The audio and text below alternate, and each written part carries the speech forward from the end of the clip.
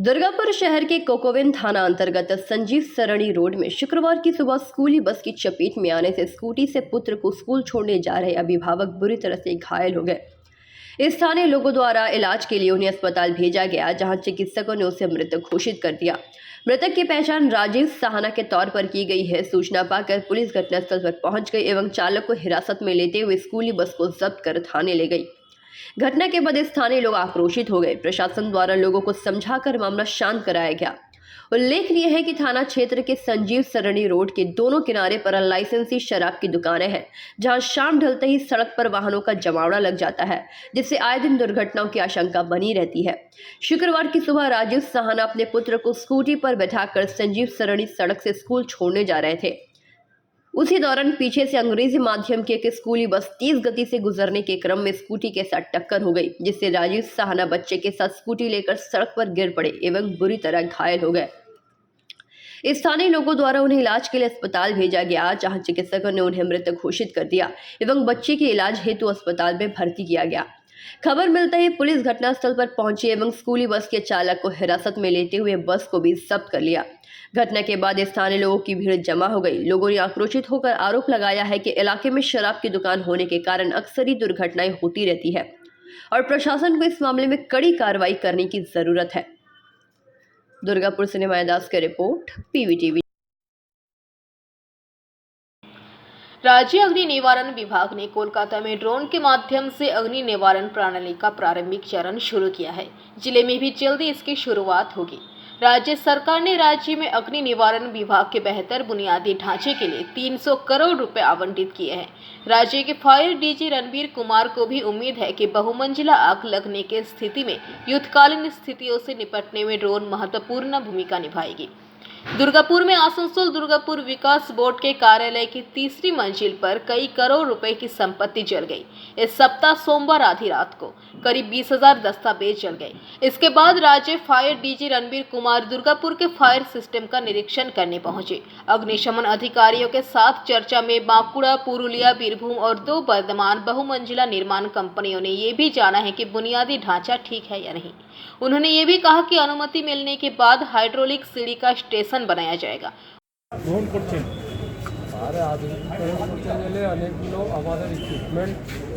और drone based fire fighting ये सब আমরা ডেমনস্ট্রেশন নিয়েছি, ওটা আমাদের প্ল্যানিং মধ্যে আছে। তৃতীয়তলে অগ্নিকাণ্ডের ঘটনাতেই হিমশিম খেতে হয় দমকল বাহিনীকে। এবার যদি হাই রাইজ বিল্ডিংয়ে অগ্নিকাণ্ডের ঘটনা ঘটে তাহলে তো একটা আতঙ্কের কারণ হয়ে দাঁড়াবে, একটা সমস্যার সৃষ্টি হবে। হাইড্রোলিক ল্যাডারও নেই, মানে হাই ডেডের ব্যবস্থাই নেই, যেটা প্রথমে বলে দিই আমাদের হিমশিম খাওয়ার কোনো কারণ নেই। আমাদের লোক প্যানিক হয় না, হ্যাঁ পাবলিক जरूर প্যানিক হয়। আমাদের কাজ লোক ট্রেন্ড আছে, সিস্টেমেটাইজ वे में काम করে, সে আমাদের রিঅ্যাকশন हमेशा সিস্টেমেটাইজ वे में হয়। আর এটা হতে পারে যে কোনো জায়গায় ফায়ার ইনসিডেন্ট হলে জলের ঘাটতি থাকে, জলের সোর্সটা খুঁজতে হয়। সেই জন্য আমরা যারাই বিল্ডিং বানান, যারাই আমাদের কাছে রিকোয়েস্ট করেন या অ্যাপ্লিকেশন ডালেন, আমরা বলি ওয়াটার রিজার্ভারটাকে রাখতে और इंसिस्ट करी। सिमिलरली যা আমাদের ফায়ার অডিট হয় ওখানে ওনাদেরকে বলা হয় যে আপনাদের ওয়াটার রিজার্ভার রাখুন, বিকজ ওয়াটার সোর্স আমাদের জন্য খুব ইম্পর্টেন্ট হয়।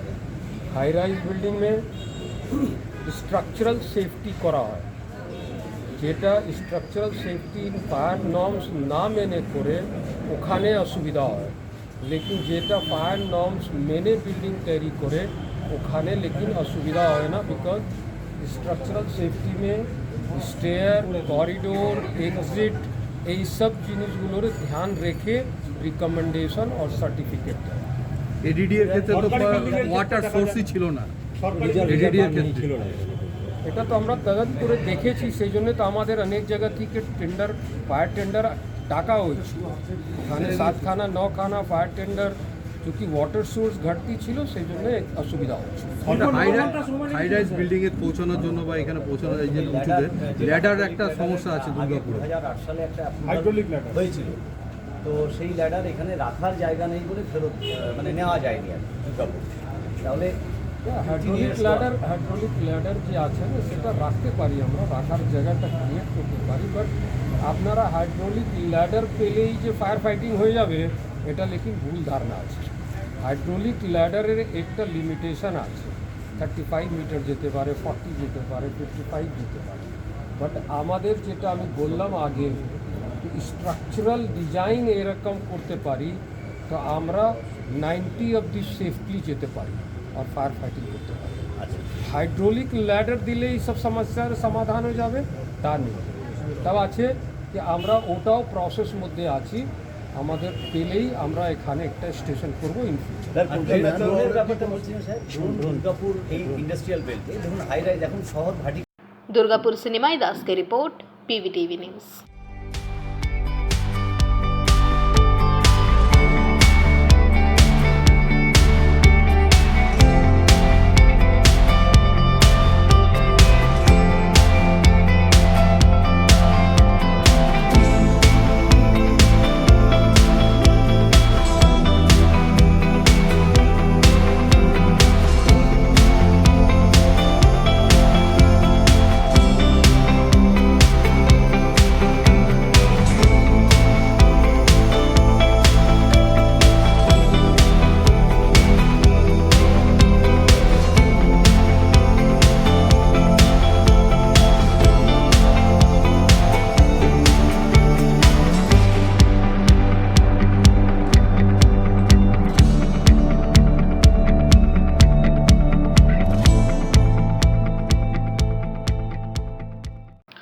अपनी विभिन्न मांगों के समर्थन में आज लॉ क्लर्क के राज्य कमेटी के आह्वान पर आसनसोल अदालत के निकट पथ अवरोध किया गया।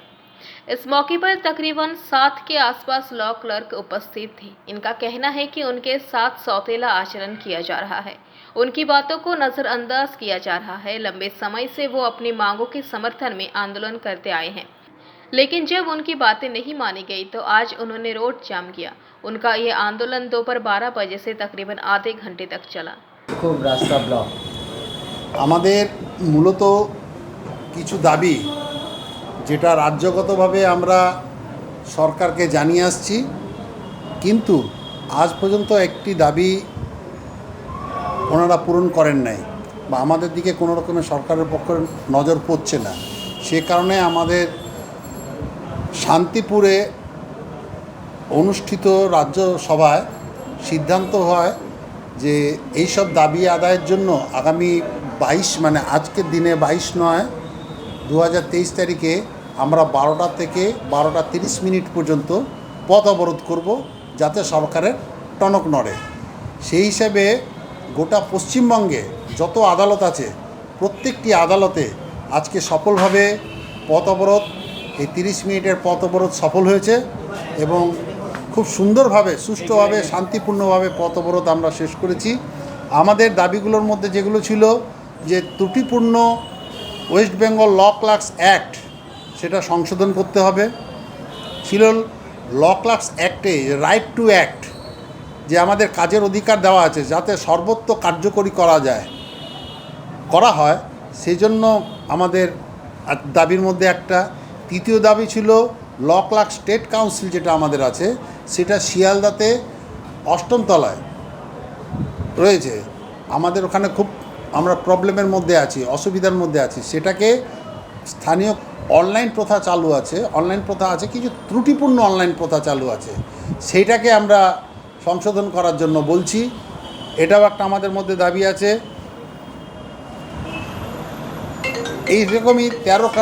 এইরকমই 13টা দাবি নিয়ে আমরা আজকের এই আন্দোলন আমরা সফলভাবে পালন করেছি। 12টা থেকে 12:30 পর্যন্ত আমাদের পথ, এই যে এই রাজপথ অবরোধ করেছি। এটা শান্তিপূর্ণভাবে হয়েছে। আন্দোলন চলছে, আমাদের আন্দোলন চলে যাবে যতক্ষণ পর্যন্ত না আমরা এই দাবিগুলো আদায় করতে পারছি, ততক্ষণ পর্যন্ত আমরা নতুনভাবে নানা রকমভাবে আমরা গোটা পশ্চিমবঙ্গ, শুধু এই আসানসোল নয়, গোটা পশ্চিমবঙ্গব্যাপী আমরা এই আন্দোলনটাকে জারি রাখব। আপনারা বলেছিলেন পথ অবরোধ পরে আমরা কর্মবিরতি করব। না, কর্মবিরতি এখন আমাদের কোনো সিদ্ধান্ত হয়নি যে আমরা কর্মবিরতি করব। কর্মবিরতির আমরা সিদ্ধান্ত হয়নি। আমাদের সিদ্ধান্ত ছিল পথ অবরোধে 30 মিনিট, 12টা থেকে 12:30 পর্যন্ত। সেটা আমরা সফলভাবে পালন করেছি। आसनसोल से बीजू मंडल की रिपोर्ट। PBTV news.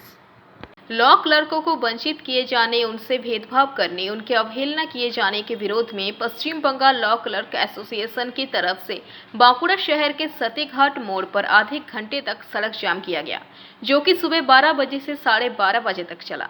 इस बारे में बांकुड़ा जिला कमेटी के सदस्य समीर विश्वास ने PBTV के माध्यम से ये बातें कही।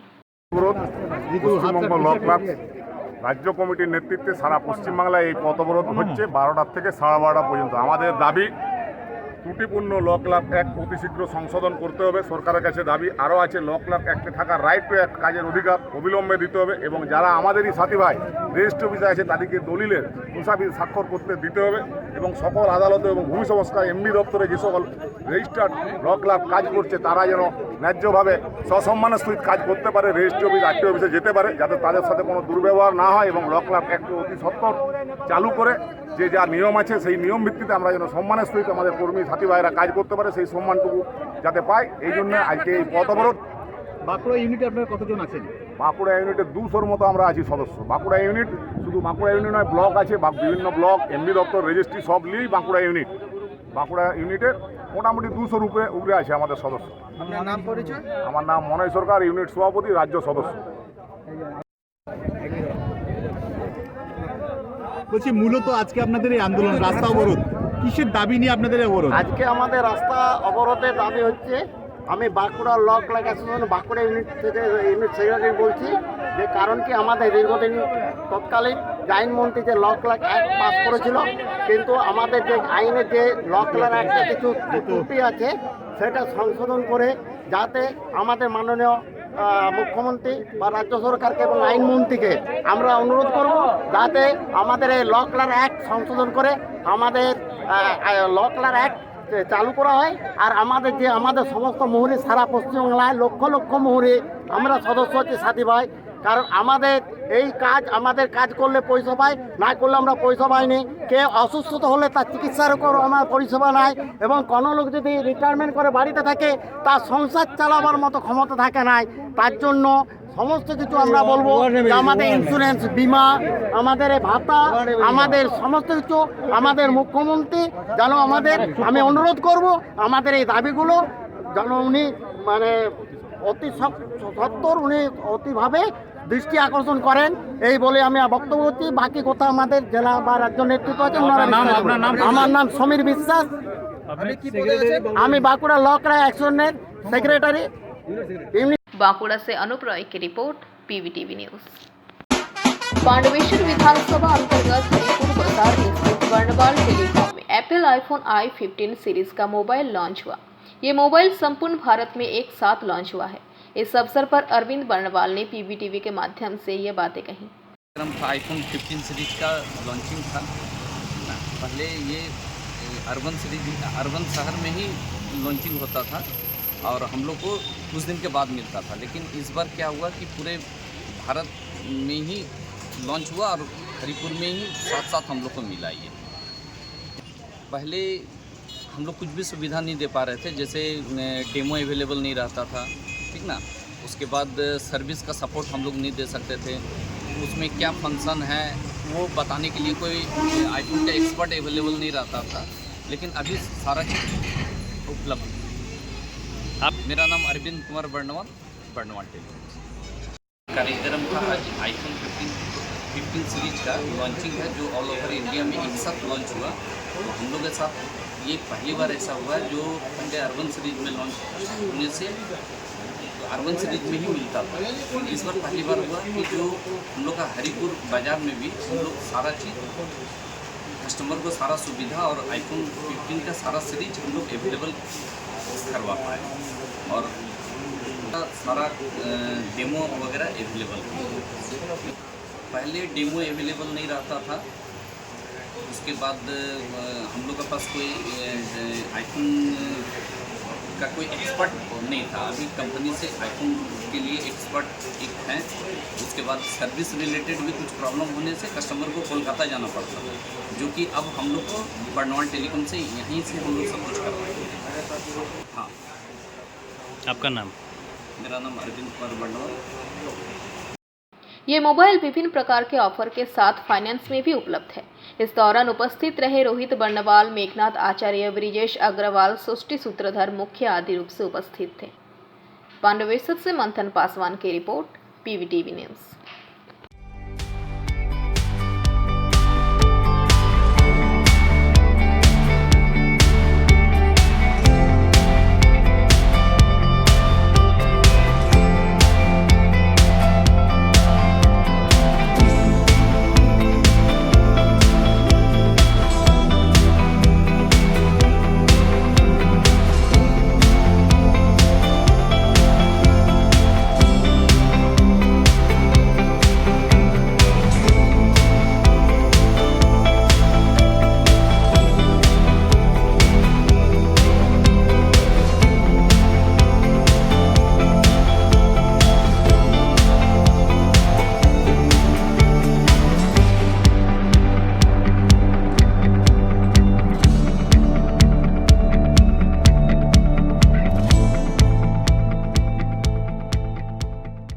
महावीर कोलियारी हादसे को लेकर मिशन रानीगंज नामक एक फिल्म बहुत जल्द पर्दे पर आने वाली है।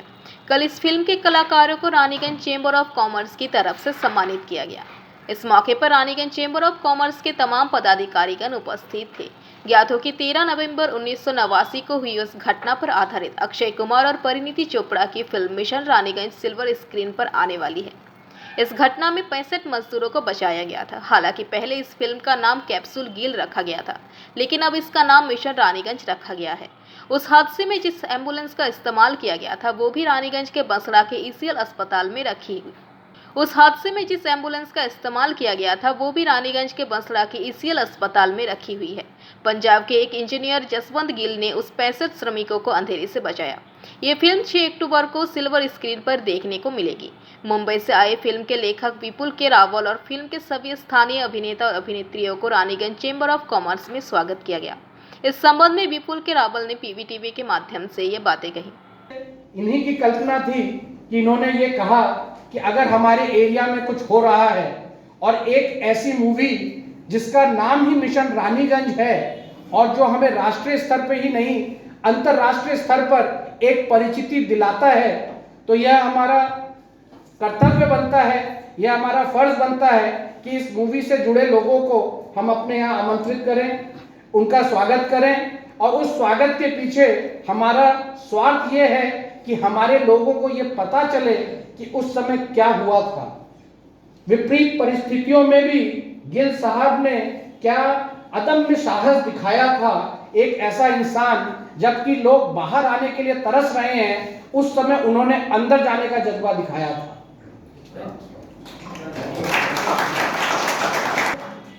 उस शख्स के बारे में निर्देशक भी हैं।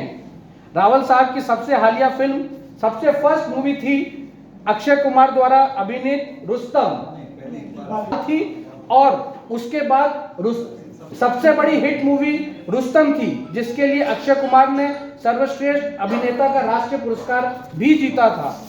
टेलीविजन श्रृंखला विक्की की टैक्सी भी लिखी थी।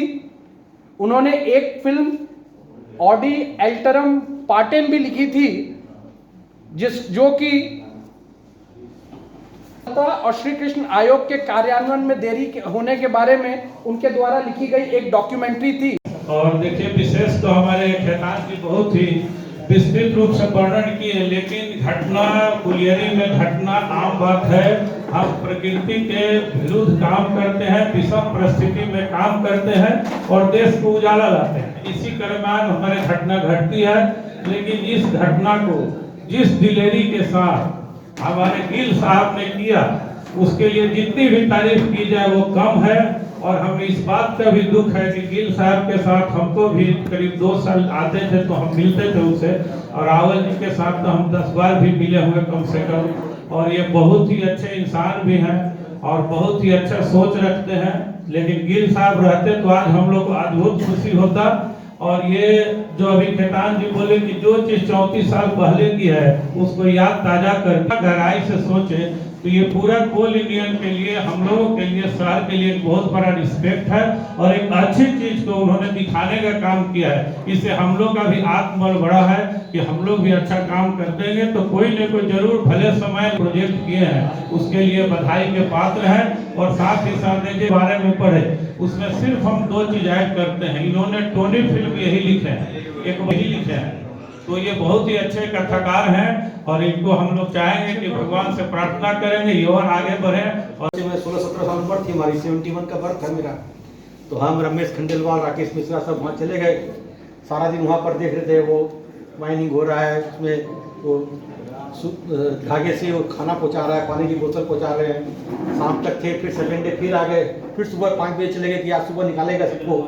तो वहाँ एम्बुलेंस आई और उसको सब श्रमिक लोग को कंबल उड़ा के सब ले जा रहे थे। हम लोग बड़ा उन्हें life time experience.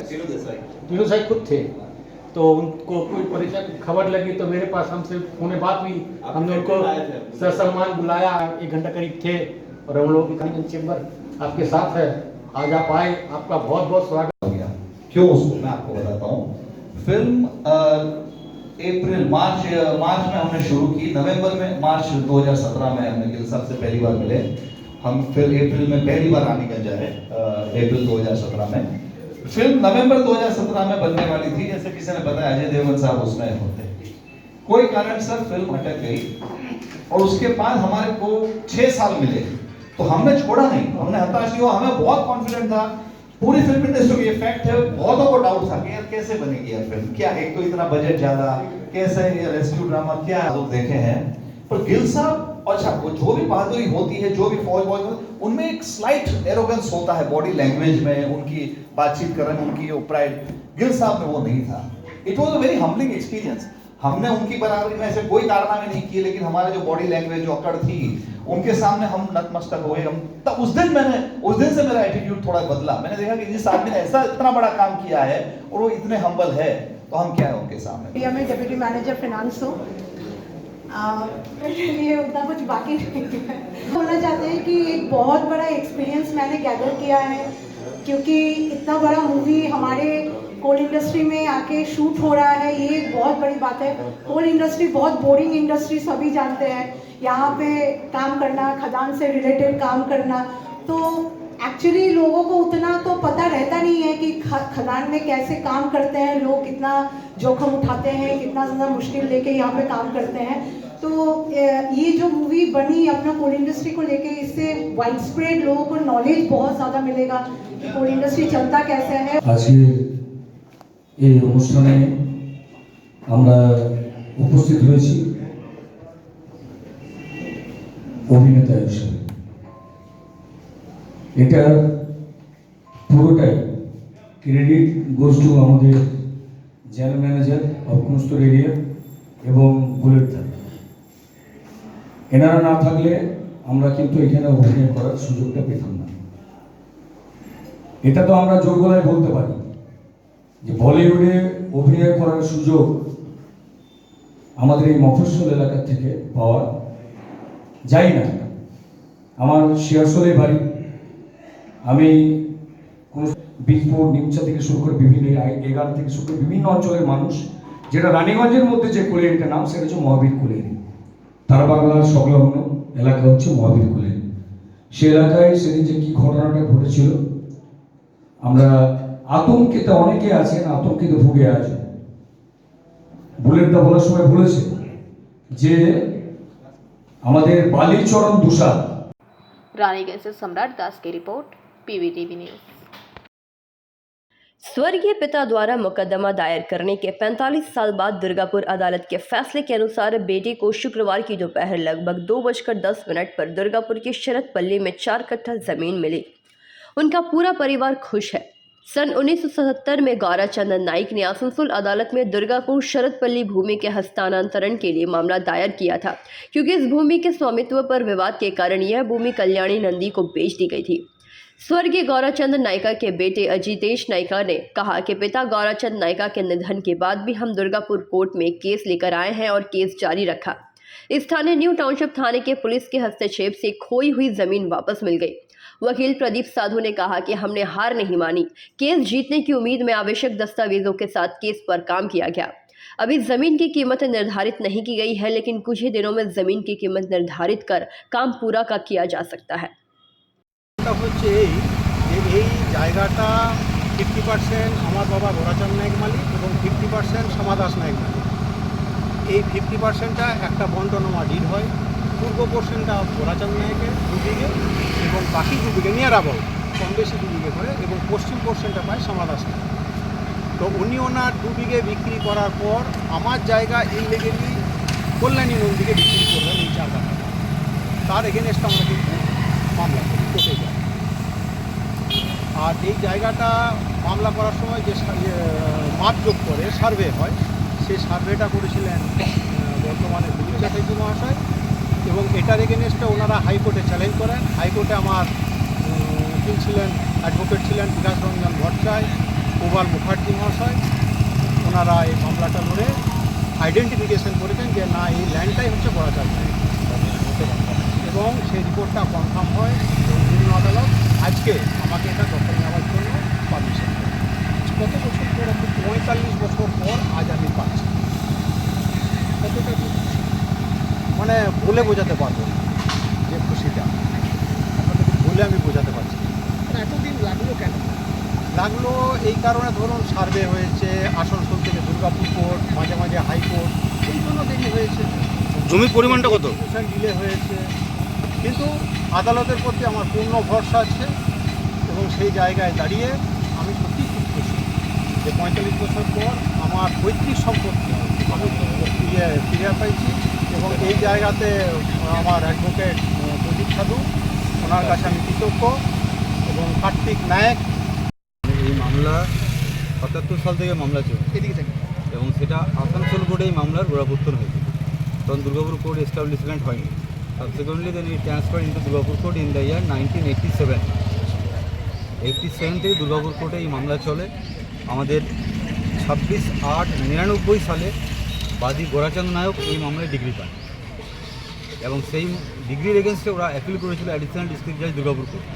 Additional district জাজ দুর্গাপুর কোর্ট এই মামলা ওনাদের অ্যাপিলটাকে ডিসমিস করেন এবং লোয়ার কোর্টে আমরা যে ডিগ্রি পেয়েছিলাম সেই ডিগ্রিটাকে কনফার্ম করেছিলেন 30/9/2002।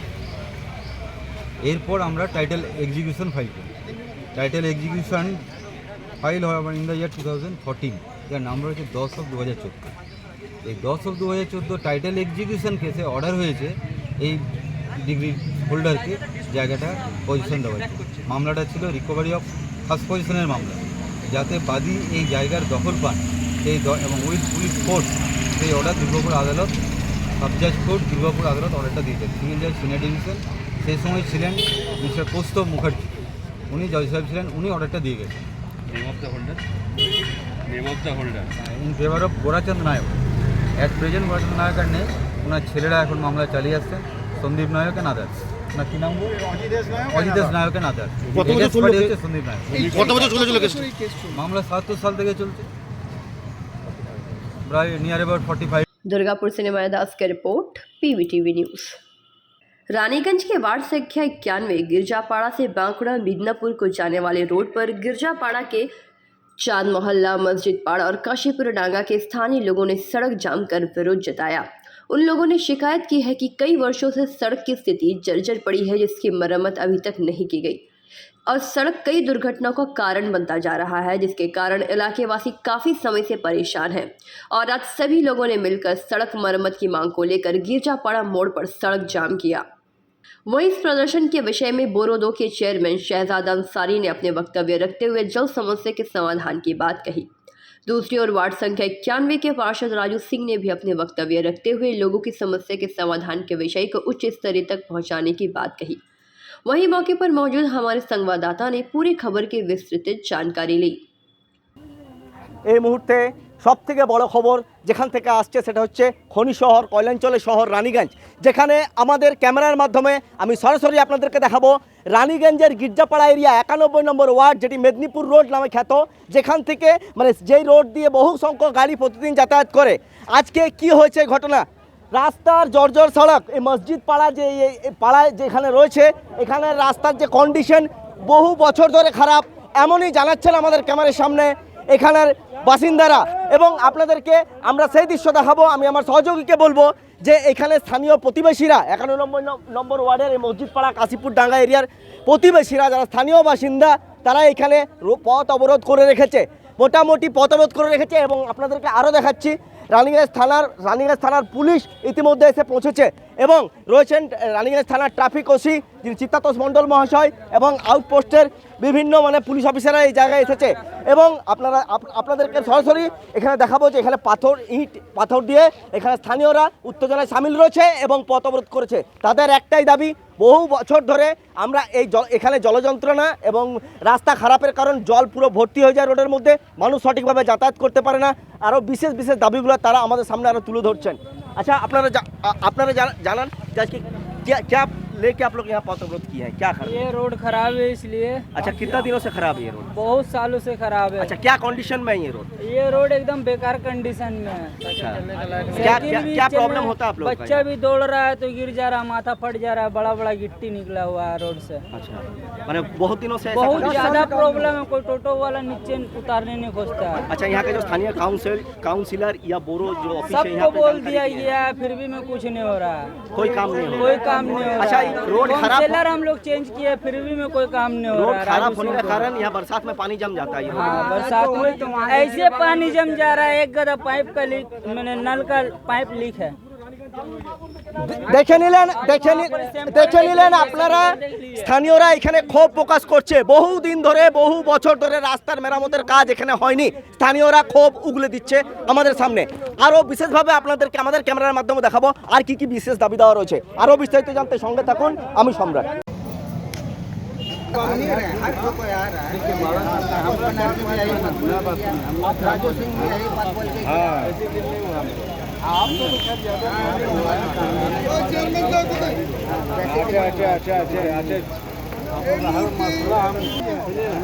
মমতা ভোট পেয়েছে তখন থেকে আমাদের জায়গা ঘর কিচ্ছু হয় না। এই রোডের কি কন্ডিশন? আজকে যেখানে পথ অবরোধ হয়েছে রোডের কি কন্ডিশন? রোড খারাপই আছে, ছোট ছেলে পড়ছে, আমরা পড়ছি, একদম খুনাখুন হয়ে গেছে। মানে চলাফেরা করতে খুব অসুবিধা হয়। খুব অসুবিধা হয়, দিন পর্যন্ত খারাপ আছে। কি চান আপনারা এখন? রোড খারাপ হয়ে গেছে, এখানে রোড খারাপ। হ্যাঁ, টোটো পার্থে গাড়ি উড়ি জাম লেগে যাচ্ছে। হ্যাঁ, রোড পুরো খারাপ হয়ে গেছে, আমাদের গ্রামে তো পুরো রোডটা খারাপ আছে। আচ্ছা, এই রাস্তার এই পাড়াটার কি নাম আছে? এই গির্জাপাড়া কাশীপুর ডাঙ্গা চাঁদ মহল্লা। এই রোডে বাইক নিয়ে আসছেন, কি কন্ডিশন রয়েছে রোডের? কতদিন ধরে খারাপ অবস্থা? চলুন দেখে দিচ্ছি, প্রত্যেকটা রোডে দেখে দিচ্ছি আপনাকে। চলুন, কি অবস্থা আছে যদি আমাদেরকে জানান। বাজে অবস্থা, একদম বাজে অবস্থা। আচ্ছা, কি অসুবিধার সম্মুখীন হতে হয় আপনাদের প্রতিদিন যাতায়াতের সময়? জল ফল জমে যাচ্ছে। নম্বর ওয়ার্ডের কাশীপুর ডাঙ্গা চাঁদ মহল্লা স্থানীয় বাসিন্দারা মেদিনীপুর রোডকে এখন ব্লক করে রেখেছিল। তাদের দাবি কি এখানে রাস্তা বহু বছর ধরে তৈরি হয়নি, এই বিষয়টা কি হিসাবে দেখছেন? उसका दाबी एकदम जरूरत के हिसाब से ठीक है और इन लोगों का 10-12 साल से ये रास्ता नहीं बना है। चांद मोहल्ला और काशीपुर डांगा, रानीगंज के सर 91 नंबर वार्ड आपका चांद मोहल्ला मस्जिद पाड़ा और काशीपुर डांगा एरिया में रोड खराब होने का कारण वहाँ का स्थानीय लोग का कहना है रोड खराब है बहुत सालों से, इसीलिए आज लोग मेदिनीपुर रोड को ब्लॉक करके रखा था कुछ देर के लिए। तो इस विषय में क्या? देखिए, रोड आज का बात नहीं है, रोड लगभग 15-16 साल पहले रोड बना है, उसका बाद से रोड बना नहीं। बहुत सारे लोग आए, बोले इस रास्ता के लेके बहुत बार आवाज़ उठाए, बोले कि अब होगा करके हुआ नहीं। जो सही है वो बात हम, इसके बाद जब हम काउंसलर के लिए जब मेरा नाम घोषणा हुआ, उसके बाद से हम जब प्रचार में गए तो हमको बहुत सा प्रॉब्लम हुआ, फेस करना पड़ा। उसमें सबसे बड़ा प्रॉब्लम था रास्ता का अवस्था वहाँ ऐसा है कि वहाँ पर आप पैदल भी नहीं चल सके, गाड़ी घोड़ा का तो दूर का बात है। तो उसका लेके हम बहुत चेष्टा किए हैं, आज भी चेष्टा कर रहे हैं। ऊपर नेतृत्व को भी जनाया गया है, हम लोग मेयर साहब को भी बोले हैं। तो फंड का वजह से तो थोड़ा लेट हो रहा है। उसका बाद मैं ADD चेयरमैन से भी रिक्वेस्ट करता हूँ कि जिस तरह हर वार्ड में आप काम कर रहे हैं, 2-3 वार्ड में लगभग काम अच्छी तरह से आप कर रहे हैं, लेकिन मेरा वार्ड में आप एक रास्ता है जो यहाँ पर आपको पहले करना चाहिए था। और देखिए, कुछ ऐसा बात है जो बोलना नहीं चाहिए, लेकिन बोले बिना रहा भी नहीं जाएगा। कुछ ऐसा है कि भेदभाव की वजह से काम नहीं हो रहा। मेरा रानीगंज से सम्राट दास की रिपोर्ट, PVTV न्यूज़। बांकुड़ा शहर तृणमूल महिला कांग्रेस की तरफ से मणिपुर की घटना के विरोध में हस्ताक्षर अभियान चलाया गया, जो कि बांकुड़ा शहर की मचानतला मोड़ पर किया गया, जिसका नेतृत्व बांकुड़ा शहर तृणमूल कांग्रेस के अध्यक्ष झिलिक दत्ता ने किया। इस मौके पर बांकुड़ा जिला तृणमूल कांग्रेस के जिला अध्यक्ष विश्वरूप सेनगुप्ता उपस्थित थी, जिनका कहना था कि केंद्र सरकार एवं मणिपुर में भाजपा की सरकार होने के बावजूद मणिपुर में महिलाओं के खिलाफ निंदनीय घटना कैसे घटी। इस घटना के विरोध में ही हम लोग विरोध जता रहे हैं, इसीलिए हस्ताक्षर अभियान चलाया जा रहा है। আমাদের রাজ্যের মহিলা সভানেত্রী মাননীয়া চন্দ্রিমাদি আমাদের নির্দেশ দিয়েছেন, আজ শুধু বাঁকুড়া মাচানতলা নয়, আজকে পশ্চিম বাংলার সমস্ত শহর যেখানে মিউনিসিপ্যালিটি এলাকা সেখানকার মহিলা তৃণমূল মহিলা কংগ্রেসের যারা আমাদের সভানেত্রী আছেন বা আমাদের সংগঠনের যারা নেতৃত্বরা আছেন তারা আজকে প্রতিবাদ করছেন। মণিপুরের যে ঘটনা আমরা দেখেছি, যে বর্বরচিত ঘটনা, সেই ঘটনার প্রতিবাদে আজকে শুধু সাংগঠনিকভাবে নয়, আজকে আমরা আম জনতার কাছেও আমরা প্রতিবাদ চাইছি তাদের স্বাক্ষরের মাধ্যমে। আমাদের ব্যানারটা দেখুন, ব্যানারের ওপরে লেখা আছে যে মণিপুরের পাশে আজও আমরা, এবং নিচে আমরা সই করার জন্য একটা হোয়াইট ওয়াল আমরা রেডি করেছি।